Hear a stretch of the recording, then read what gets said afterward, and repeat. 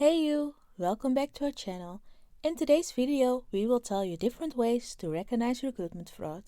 This way, you'll be safe on your job hunting journey.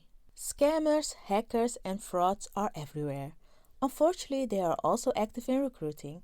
Recruitment scams are often very well packaged and hard to recognize. These following tips and tricks can help you recognize recruitment fraud. 1. Paying for an interview. A recruiter or recruitment agency will never charge you for an interview.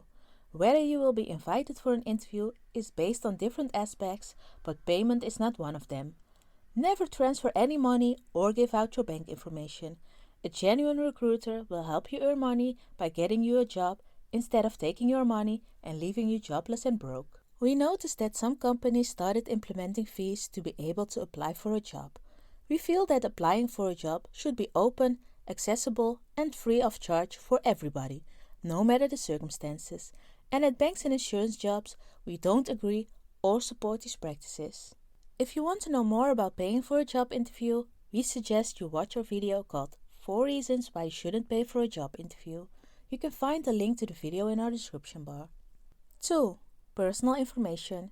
You should never give out personal information when applying for a job. If an online application requires you to fill in personal data, you should not continue. Personal information can consist of, but is not limited to, your bank account information, your PIN code, social security information, etc. 3. Google is your friend. At banks and insurance jobs, we love Google. And for good reasons. A simple Google search can tell you a lot. When a recruiter approaches you, you should always Google their name. If you find that they have a profile page that links to the company or find their name on the company's careers page, you can almost for sure tell that that's the real deal. Not every recruiter will appear in your Google search, as some people don't have a significant social media presence, and not every company has its recruiters displayed on its career page. This does not mean that they are a scammer. In this case, you can Google the company's information and contact them directly. If you are worried that calling a company to verify a recruiter will hurt your chances, you are wrong.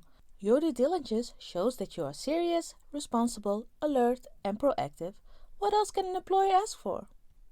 4. Meeting. Many interviews are being held through digital systems such as Zoom, Teams, and Skype. If you haven't applied for a job, spoken to a recruiter, or planned an online interview with a recruiter but received an email with a link, do not click on it. Delete the email immediately without clicking on the link. Please do not reply to the email before you delete it, because even a reply can activate a virus on your computer.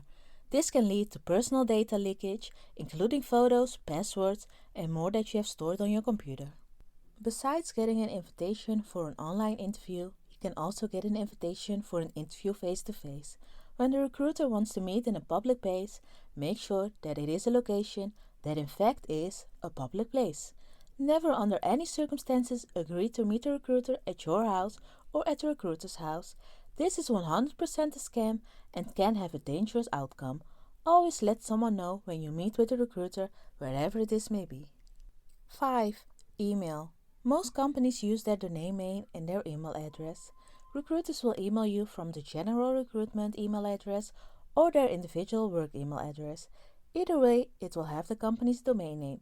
Recruiters rarely use free email accounts such as Hotmail, Outlook, Gmail, or Yahoo. If you receive an email from a free account, you can always check the company's website to be sure. 6. An offer without a job listing. When a recruiter contacts you first via email, they usually send you a job listing, either in the body of the email or a link to the job posting. If they don't send it right away, they will send it later when you show some interest.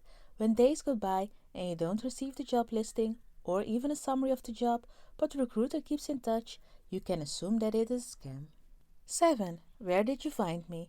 When you've been searching, praying and dreaming of a new job, it feels like a blessing when a recruiter approaches you. Usually, they will tell you where they got your contact information from. Options can include you being registered with different recruitment agencies, you have uploaded your CV to a CV database, or a friend recommended you. But be aware that even if the recruiter found your contact information in a legitimate place, it can still be a scam. Scammers do not stop at anything to get what they want. They even use well-known legitimate resources to try to scam you. 8. Inform the fraud team. A lot of companies have a fraud team.